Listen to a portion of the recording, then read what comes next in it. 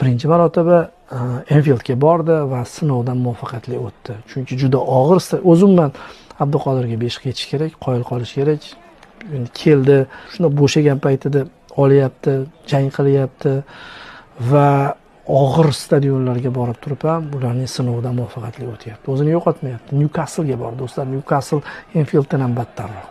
O'sha joyda turib berdi, kubok o'yinida 2-0 hisobida City yutib qaytdi.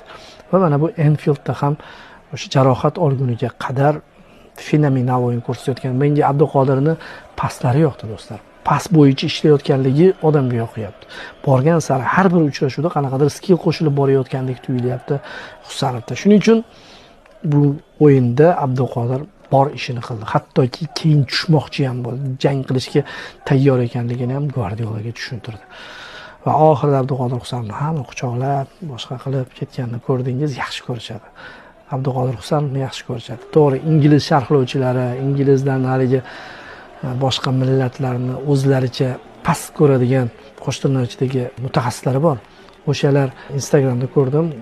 Angliyadan xabar beradigan, Yevropadan xabar beradigan bir yaxshi bloger do'stimiz shu informatsiyani beribdi. Juda ko'p Angliya sharhlovchilarining sharhini ko'rar ekan va aytishiga qaraganda Abduqodir Husanovni har harakatida qanaqadir kamsitmoqchi bo'lishadimi yoki o'sha birinchi Chelsea bilan bo'lgan o'yinini eslayverishadimi? O'sha o'yin bilan xotirlab, o'sha o'yinda titragan, o'sha o'yinni boy bergan bir narsalar deb turib boshqalar haqida u gap yo'q, undan battar ishlarni qilib tashlaganlar bor.